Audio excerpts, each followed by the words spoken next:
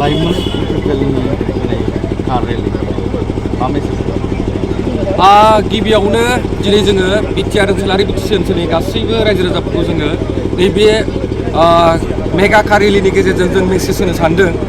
जिहेतु जोंनि इउपिपिएलखौ गोबां माने राजखान्थि हान्जाफ्रा बुंदों जे अलरेडि माने इउपिपिएलआ जनानै थाबाय उन्दुबाय होननानै सानदों नाथाय नोंथांमोना दिनै नैबे इयुथनि जि नेतृत्वआव जों दिनै जि मोनसे कार रेलि लानो नागिरदों बियो गिदिरथार मोनसे दिनै मोनसे प्रभाब खोलैगोन मानोना दिनै जोङो फैगोन जोङो एमएलए इलेक्सनाव जिहेतु जों 15टा सिट दङ जोंनि बिटिसि ओनसोलाव दा बेहाय जोङो 15टायावबो भाग लानानै जोङो भाग लानानै जोङो जेरैखि जाया फैगोन समाव जों रावजोंबो फाइट खालायनाय नङा जों बिपिएफजोंसो फाइट खालायगोन दा बिपिएफआ जिबायदि थांनाय समाव माने 28टा मेन्डेट लानानै सरकार सालायदोंमोन नाथाय बिथांमोननि सरकार सालायनाया जोङो नुनायाव दिनै बिथांमोना संस्रासो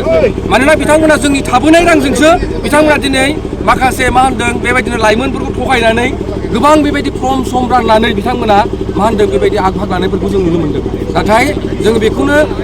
मिजिंथिदों जे दिनैनि बे कार रेलिया मोनसे गिदिर जोंनि गेजेराव मेसेज फैगोन आरो बेनि गेजेरजों गाबोननिफ्राय जोंनि इउपिपिएलआ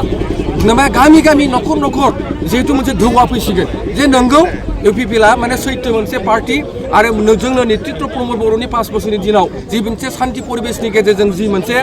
सरकार सालायदोंमोन आरो मोजां माने जाख्लुनाय गैयाजासे माने सरकार माने नेतृत्व खालायदोंमोन जोंनि मानगोनां प्रमद बर' सारा नाथाय जों नुबाय जे नैबे थांनाय जिहेतु जोंहा 2025नि जि बिटिसि इलेक्सनाव बिथांमोना मेन्डेट लानानै सरकार दादोंब्लाबो नाथाय बिथांमोना फेलर जादों ओंखायनो आं आसा खालायो जिहेतु दिनैनि बे कारिमेलाव नोंथांमोना नुदों गोबां हाजार मानसिफ्रा आग-भाग लाबोदों बेहाय जोङो जोंनि मा होनदों इयुथ माने मिरुजों लोगोसे पेरेन्ट बडि लोगोसे गुबुन सेलफोरनि मानसिफ्राबो बेहाय आग-भाग लानायफोरखौ नोंथांमोना नुनो मोनदों आरो बेनो मोनसे प्रमान जे दिनैनो जों मोनसे सिगनेल होनो नागिरदों जे जाय रायजो राजाफ्रा दिनै गोनो गोथो जानानै दं बिथांमोना फैगोन समाव जोंनि सरकारखौ शान्ति परिबेसनि मोनसे सरकारखौ जोगारनानै गुबुन मोनसे सरकार लाबोनानै दिनै दावराव दावसि परिबेसखौ जुदि नोंथांमोना फोजोबनो सानदोंब्ला नोंथांमोना दिनैनिफ्राय गाबोननिफ्राय नोंथांमोना इउपिपिएल दलाव हाबनानै इउपिपिएलखौ सापर्ट खालायनानै फैगोन समाव नोंथांमोना जिहेतु बिधान सभायाव 15टा सिट दं बे 15टा सिटआव जाहाथे जोंनि इउपिपिएलनिफ्राय जों शक्तिशालि जोङो माने मासि लानानै जों देरहासानो हायो बिनि थाखाय जों दिनै इउपिपिएलआ माने इउपिपिएलनि लाइमोन गांखंफ्रा माने दिनैनिफ्राय जोङो एकदम साग्रिद जानानै जों खामानि मावनो थाखाय दिनैनिफ्राय जोङो आवगायबाय इन्डियानि खोथाया जिहेतु जोंना अफिसियेलि खामानिया प्रसेस सोलिबाय थादों बिथांमोना माने ओंखारिया बे उननि बाथ्रा किन्तु जोंहा जोंनि जिखिनि मिशन दङ 15टायाव जों 15टाखौबो होगोन आरो बिनि गेजेरजों जों आवगायलांगोन जिहेतु एलायन्सआ एलायन्स हिसाबै जाबाय थागोन किन्तु जों एलायन्सखौ नेनानै थायाखै जोंहा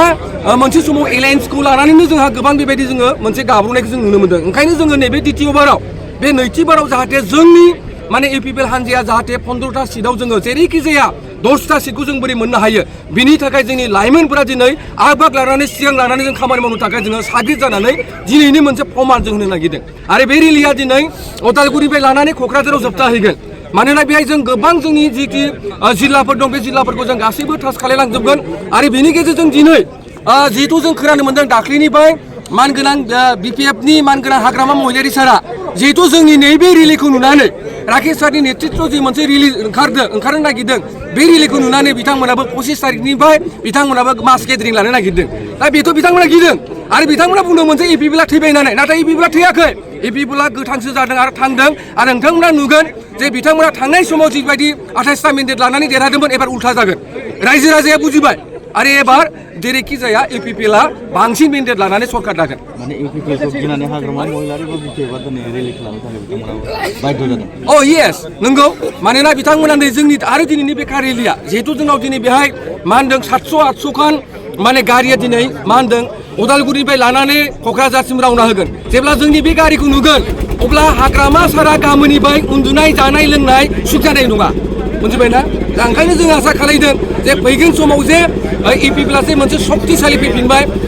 इउपिपिएलआ जे मोनसे एनार्जि फैफिनबाय बेखौ जोंनि साफ्रोमबो जोंनि वार्कारफ्रा दिनै रोखा जाबाय थांनाय बिटिसि बिसायख'थियाव लाइमोनफोरानो फेक्टर जादों दिनैनि बे रेलिनि गेजेरजों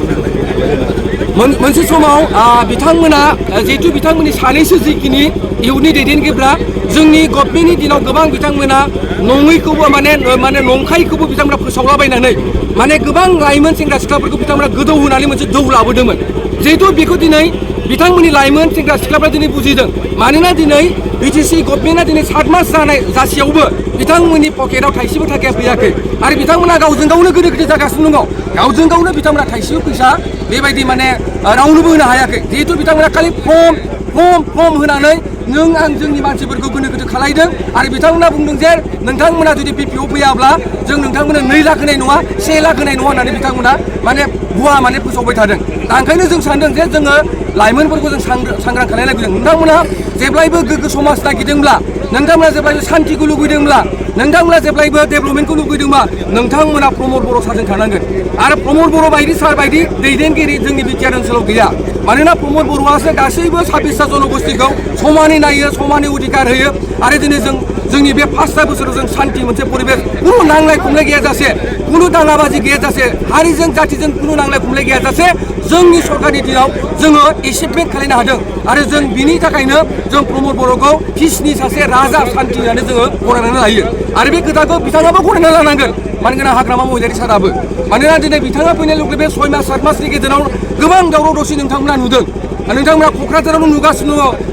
बाङालिजों माने मुस्लिमजों जाबाय बिनि उनाव बर'जों सावथालजों जाबाय बेबायदिनो गोबां दाङाबाजिया जानायखौ जों नुनो मोन्दों दा ओंखायनो प्रमान जाबाय रायजो राजाफ्रा दिनै माने इपि बिलखौनो लुगैफिनदों इपि बिलखौनो फैनायखौ बिथांमोना हास्थायदों आरो इपि बिला फैयोब्लासो जोंनि बिटिआर ओनसोलाव शान्ति परिबेसा जेब्लायबो स्टाब्लिश जागोन बेनिखायनो जोङो हाग्रामा महिलारिजों थानाय नङा बिपिएफजों थानाय नङा होननानै दिनै साफ्रोमबो लाइमोन सेंग्रा सिख्लाफ्रा दिनै जोंजों बिथांमोना कन्टेक्ट जादों आरो बिथांमोना दिनै आग बाहाग लादों आरो नोंथांमोना दिनै नुदों जे बे रेलिनि गेजेरजों बेनो मोनसे प्रमान